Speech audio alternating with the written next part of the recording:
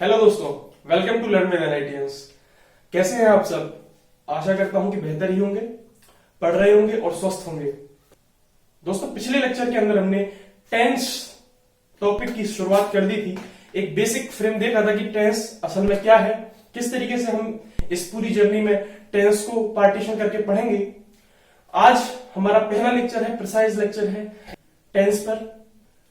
और इस पहले लेक्चर में हम बात करने वाले हैं प्रेजेंट इंडेफिनेट टेंस की। प्रेजेंट इंडेफिनेट टेंस, जिसको हम सामान्यतः सिंपल प्रेजेंट टेंस के नाम से भी जानते हैं। दोस्तों, क्योंकि ये पहला लेक्चर है टेंस की सीरीज का, पिछले लेक्चर में तो हमने एक बेसिक इंट्रो ही देखा था, तो मैं चाहूंगा कि इस लेक्चर को आप बहुत ही ध्यान से देखें, स्किप ना करें। भले ही थोड़ा सा फास्ट फॉरवर्ड करके देख लें, बट इस पे स्किप ना करें, क्योंकि जो एक ब्लूप्रिंट इस लेक्चर में आपको देखने को मिलेगा, उसी ब्लूप्रिंट के माध्यम से, उसी ब्लूप्रिंट को आगे बढ़ाते हुए हम पूरे के पूरे टेंसेस को समझेंगे। खैर, बात आगे बढ़ाते हुए मैं शुरुआत करता हूं प्रेजेंट टेंस में, प्रेजेंट इंडेफिनेट टेंस या फिर सिंपल प्रेजेंट टेंस की। दोस्तों, इस टेंस की आइडेंटिफिकेशन क्या है? इस टेंस की आइडेंटिफिकेशन है कि कोई काम रेगुलर बेसिस पर होता है, नॉर्मली होता है, या कोई यूनिवर्सल ट्रूथ है।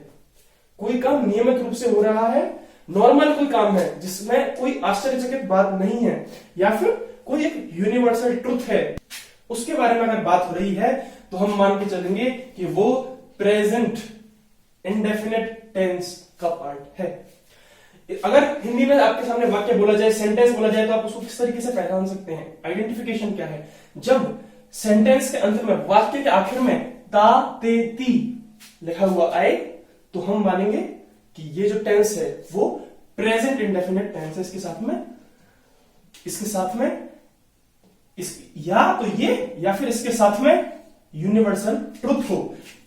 दोस्तों, यूनिवर्सल ट्रुथ का मैं थोड़ा सा जोड़ देके बताना चाहूंगा कि यूनिवर्सल ट्रुथ से मतलब है एक ऐसा सत्य जो कि अलौकिक रूप से या फिर यूनिवर्सली ट्रू है, सत्य है, या फिर कई बार यूनिवर्सल ट्रूथ के अंदर कुछ ऐसी हिस्टोरिकल सेइंग्स भी आ जाती हैं, कोई ऐसी ऐतिहासिक बातें भी आ जाती हैं जो कि माना जाता है कि सत्य है, सच है।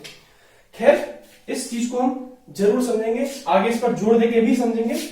अब बात करते हैं फिलहाल सबसे पहले इसके सेंटेंस फ्रेम पर, प्रेजेंट इंडेफिनेट टेंस के सेंटेंस फ्रेम पे। तो दोस्तों, आइए अब हम सबसे पहले बात करते हैं कि किसी भी तरीके से सेंटेंस फ्रेम हम कैसे करेंगे, जिसमें कि पहला केस है एफर्मेटिव सेंटेंस। एफर्मेटिव सेंटेंस से क्या मतलब है? एफर्मेटिव सेंटेंस है सकारात्मक वाक्य। जो नॉर्मल वाक्य सेंटेंस हम बोलते हैं, पॉजिटिव सेंटेंस हम बोलते हैं, उन्हें हम कहते हैं एफर्मेटिव सेंटेंस। सबसे बेसिक सेंटेंस की फॉर्म होती है एफर्मेटिव सेंटेंस। सबसे पहले बात कर लेते हैं ब्लूप्रिंट की, एफर्मेटिव सेंटेंस के लिए एफर्मेटिव सेंटेंस के लिए सेंटेंस का फ्रेम क्या होगा, सेंटेंस को हम किस तरीके से फ्रेम करेंगे। सेंटेंस का फ्रेम होगा, सबसे पहले आएगा सब्जेक्ट, उसके बाद में आएगी वर्ब की फर्स्ट फॉर्म, उसके साथ में प्लस होके आ सकता है एस या ईएस अगर सिंगुलर थर्ड पर्सन सब्जेक्ट हो। सिंगुलर थर्ड पर्सन सब्जेक्ट या फिर फर्स्ट पर्सन सब्जेक्ट या सेकंड पर्सन सब्जेक्ट, इन पे मैंने वीडियो बना रखी है। यहां पर कौन से आएंगे? सिंगुलर थर्ड पर्सन सब्जेक्ट, जैसे कि कौन से होते हैं? ही, शी, या फिर किसी का नाम हो गया, इस तरीके के सब्जेक्ट्स। उसके बाद में लास्ट में आएगा आपका ऑब्जेक्ट। अब आप ये सवाल पूछ सकते हैं कि सर एस या फिर ईएस हम किन किन केसेस में जोड़ेंगे, या फिर एस किस केस में जोड़ेंगे, ईएस किस केस में जोड़ेंगे? तो उसके लिए यहां पर हमने एक टेबल बनाई है, uses of s and es. सबसे पहला केस लेते हैं, तो सबसे पहले दोस्तों हम देख लेते हैं केस नंबर 1। अगर किसी भी वर्ब की एंडिंग ओ से हो रही हो, यानी कि वर्ब की एंडिंग का अक्षर हो ओ, तो हम वहां पर ऐड कर देंगे ईएस। जैसे कि गो, तो गो क्या बन जाएगा? गोज। अगर वो गो जो वर्ब है आ रही है किसी सिंगुलर थर्ड पर्सन सब्जेक्ट के साथ में, डू क्या बन जाएगा? डज। पहला केस। दूसरा केस, अगर वर्ब एंड हो रही हो डबल एस या फिर एस एच वर्ड के साथ में, तो वो कन्वर्ट किस में हो जाएगा? ईएस में। जैसे कि मिस बन जाएगा मिसेज, किस बन जाएगा? किसेज, रश बन जाएगा रशेज। इसी तरीके से केस नंबर थर्ड जो है, ending with consonant plus y, किसी कॉन्सोनेंट प्लस वाई के साथ में अगर कोई भी वर्ब एंड हो रही हो तो वहां पर क्या चेंजेस होंगे, ईएस जुड़ेगा बच्चों। जरा ध्यान से देखो बच्चों, क्राई, यहां पे मैं लिखता हूं क्राई, क्या जो सेकंड लास्ट वर्ड है वो कॉन्सोनेंट है? जी हाँ कॉन्सोनेंट है। लास्ट में वाई आ रहा है। यहां याद ये बात रखनी है कि वाई से पहले कॉन्सोनेंट होना चाहिए तब ईएस लगेगा इस केस के लिए। तो क्राई है तो क्या क्राई क्या बन जाएगा, क्राइज। और साथ ही साथ में क्या होगा बच्चों, जो वाई है वो कन्वर्ट हो जाएगा आई में। वाई किस में कन्वर्ट हो जाएगा, आई में, और बाद में आई के बाद में क्या लग जाएगा, एज इट इज ईएस लग जाएगा। क्राई बन जाएगा क्राइज, ट्राई बन जाएगा ट्राइज, मैरी बन जाएगा मैरीज। ये तीन केस में बच्चों, इनके अलावा अगर और किसी भी तरीके से वर्ब आती है तो हर एक केस के लिए क्या बन जाएगा, हर एक केस में क्या ऐड होगा, एस ऐड होगा। इन तीन केसेस में ईएस ऐड होगा अगर सिंगुलर थर्ड पर्सन सब्जेक्ट आ रहा है तो। बाकी हर एक केस के लिए क्या हम ऐड करेंगे, एस ऐड करेंगे। ठीक है, इतनी बात हमारे को समझ में आती है। एफर्मेटिव सेंटेंस का एक फ्रेम हमें समझ में आ गया, एस ईएस किस तरीके से ऐड करेंगे ये समझ में आ गया। अब कुछ एग्जांपल्स देख लेते हैं दोस्तों अब कुछ एग्जांपल्स देखते हैं एफर्मेटिव सेंटेंसेस के लिए। सबसे पहला एग्जांपल जो हम लेते हैं, बड़ा सिंपल सा एग्जांपल लेते हैं, Ram goes to school. Ram विद्यालय या फिर स्कूल जाता है। यहां पर हमने गोज का यूज किया बच्चों, ईएस क्यों यूज किया, क्योंकि राम क्या है, एक थर्ड पर्सन सिंगुलर सब्जेक्ट है, इसलिए हमने गो का क्या कर दिया, गोज। बड़ी इजी सी बात है। एक और एग्जांपल देखो बच्चों, I play in the park. मैं पार्क में खेलता हूं। क्योंकि आई एक प्लूरल सब्जेक्ट है तो उसके साथ में सीधा सीधा क्या आ गया, प्ले आ गया बच्चों। इसी तरीके से और एग्जांपल देखो, he goes to school by bus. वह रोज स्कूल जाता है बस से। गोज आया क्योंकि क्या था, थर्ड पर्सन सिंगुलर सब्जेक्ट था। और एग्जांपल देखो बच्चों, sun rises in the east. एक यूनिवर्सल ट्रुथ की बात मैं कर रहा था, वो भी हमने ले लिया आपके लिए। देखो बच्चों, जब भी सन, माउंटेन, स्काई, इस तरह की किसी भी नॉन लिविंग वस्तु की बात हो रही हो तो उसे हम सिंगुलर थर्ड पर्सन ही मानेंगे और उसके साथ में क्या कर देंगे, एस या ईएस। हमने यहां पर क्या ऐड कर दिया, राइज के साथ में कर दिया rises. Sun rises in the east, क्योंकि ये एक यूनिवर्सल ट्रुथ है, सूर्य हमेशा ईस्ट से ही निकलता है, इसलिए हमने इसे किस में रखा, प्रेजेंट इंडेफिनिट टेंस में रखा। प्रेजेंट इंडेफिनिट के भी एफर्मेटिव सेंटेंसेस में इसे हमने रखा। एफर्मेटिव सेंटेंस की बात कर ली। अब इसके बाद में बात करते हैं नेगेटिव सेंटेंस की। बच्चों अब हम बात करेंगे नेगेटिव सेंटेंस की। नेगेटिव सेंटेंस कौन से वाक्य होते हैं, नकारात्मक वाक्य। नकारात्मक मान लीजिए जिसके अंदर कुछ नेगेटिव बात कही जा रही हो, मैं ऐसा नहीं करता, मैं स्कूल नहीं जाता, इस तरह की बात जो होगी तो हम यूज करेंगे नेगेटिव सेंटेंसेस का। इसका फ्रेम देख लेते हैं। सबसे पहले सब्जेक्ट, उसके बाद में डू या डज।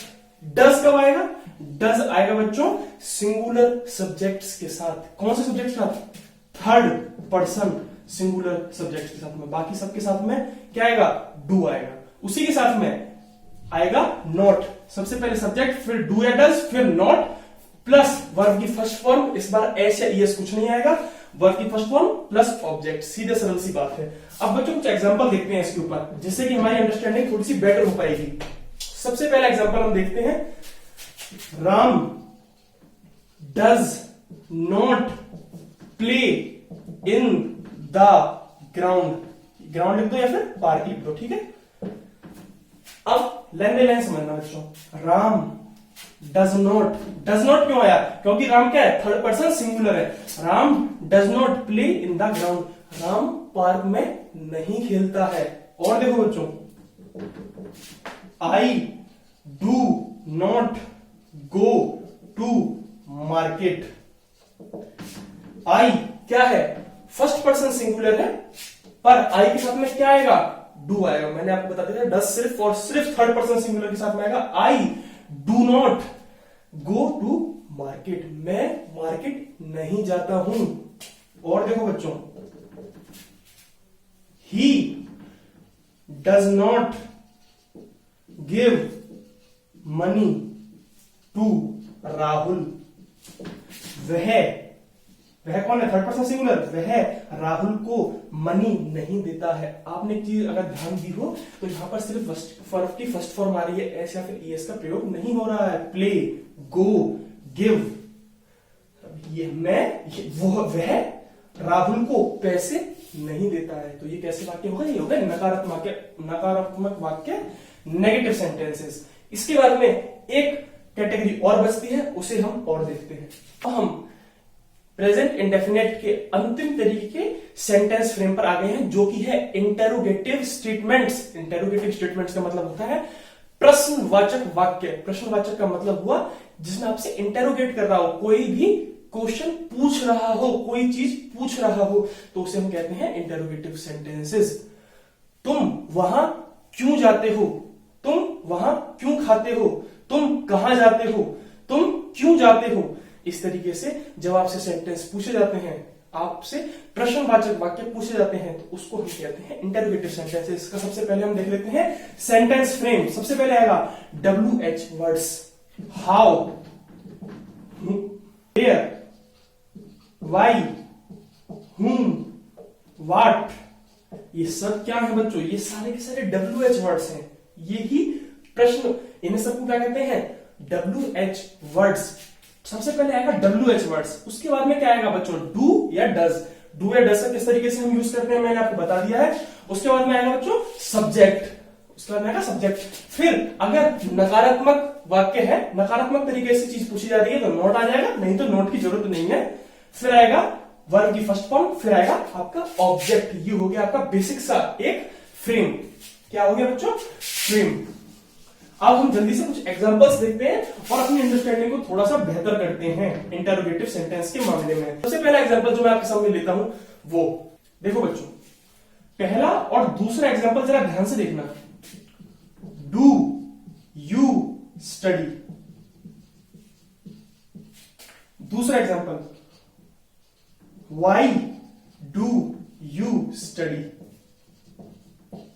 दोनों प्रश्नवाचक वाक्य हैं, दोनों ही इंटरोगेटिव सेंटेंस हैं। दोस्तों पहला दूसरा वाला सेंटेंस पढ़ो, व्हाई डू यू स्टडी। इसका मतलब है आप क्यों पढ़ते हैं, या फिर तुम क्यों पढ़ते हो, तुम क्यों पढ़ते हो। अब पहला सेंटेंस देखो, डू यू स्टडी, तुम पढ़ते हो या फिर क्या तुम पढ़ते हो। दोस्तों पहला सेंटेंस और दूसरा सेंटेंस आपस में डिफरेंट है। क्यों डिफरेंट है, क्योंकि पहले सेंटेंस में सिर्फ आपसे इतना पूछा जा रहा है, क्या आप पढ़ते हैं। तो इसका आंसर या तो हो सकता है यस हो, या हो सकता है नो हो, इसके अलावा कोई नहीं बचता। दूसरा सेंटेंस आपसे कह रहा है क्या आप पढ़ते, दूसरा सेंटेंस आपसे कह रहा है आप क्यों पढ़ते हो। क्यों जब वो पूछ रहा है आपसे कि आप ऐसा क्यों कर रहे हैं, तो आप उसमें यस नो की तरह आंसर नहीं दे सकते। आपको डिफाइन करना पड़ेगा, आपको अपनी बात रखनी पड़ेगी। जब WH वर्ड्स आ जाते हैं, इतना ध्यान रखिए, जब WH वर्ड्स आते हैं किसी इंटरोगेटिव सेंटेंस के अंदर, तो जनरली या फिर 99% केसेस के अंदर आपको जवाब देना होता है, यस और नो की फॉर्म में नहीं, एक प्रॉपर आंसर देना होता है। इंटरोगेटिव सेंटेंस वन वर्ड का नहीं होता जब WH वर्ड्स उसके साथ कनेक्ट हो जाते हैं, पर जब WH वर्ड्स इसके साथ कनेक्ट ना हो, सिर्फ डू या डज से ही सेंटेंस शुरू हो रहा हो, तो आप ये बात मान के चलिए कि वो आपसे यस या फिर नो की ही आकांक्षा कर रहा है। यहां पर WH वर्ड्स जोड़ने के बाद में आपको उस सेंटेंस को, आपको अपनी बात पूरी रखनी पड़ेगी, उस बात का पूरा उत्तर देना पड़ेगा। बच्चों थोड़ी सी बात को और क्लियर करते हैं और एग्जांपल्स कुछ देखते हैं। जैसे कि does Rahul play in the ground. क्या राहुल ग्राउंड में खेलता है, या तो हाँ या ना। क्योंकि वर्ड किससे चालू हुआ है? डज से। और देखो, where do you go to in the evening? तुम शाम को कहां जाते हो? तुम शाम को कहां जाते हो? तो इस सेंटेंस में आपको दोनों ही तो प्रश्नवाचक वाक्य वो आएगा, क्वेश्चन मार्क आएगा। इसका जो आंसर है वो आपको बताना पड़ेगा कि आप कहां जाते हैं, पूरा एक आंसर देना पड़ेगा। यस या नो से यहां पर बात नहीं चलेगी।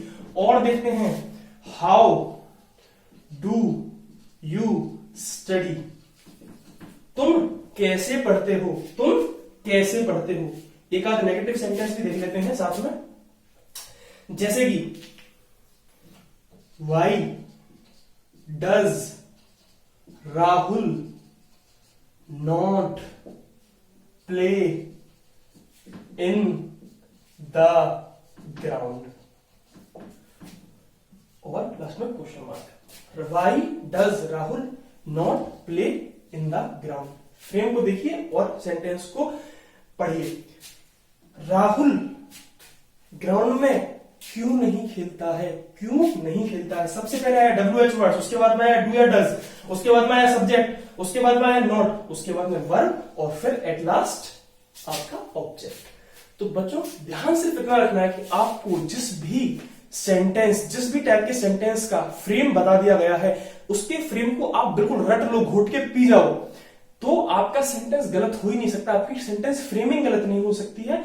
आप बहुत ही आसानी से सेंटेंस को फ्रेम कर पाएंगे और साथ ही साथ में समझ पाएंगे कि हम जो लिख रहे हैं व्हाट इट एक्चुअली मीन्स। दोस्तों आज हमारा प्रेजेंट इंडेफिनिट टेंस खत्म होता है। मैं आशा करता हूं कि आपको चीजें समझ में आई होंगी।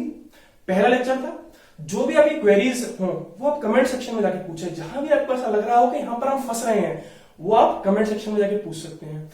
खैर, अगर आपको वीडियो अच्छी लगी हो तो आप वीडियो को लाइक कर सकते हैं। चैनल पे ऐसी ही और वीडियोस के लिए चैनल को सब्सक्राइब करें, बेल आइकन को दबा दें, जिससे कि नोटिफिकेशन आपको मिलती रहे। आगे आने वाली वीडियोस के अंदर हम टेंस को ही कंटिन्यू करेंगे। तब तक के लिए बाय बाय।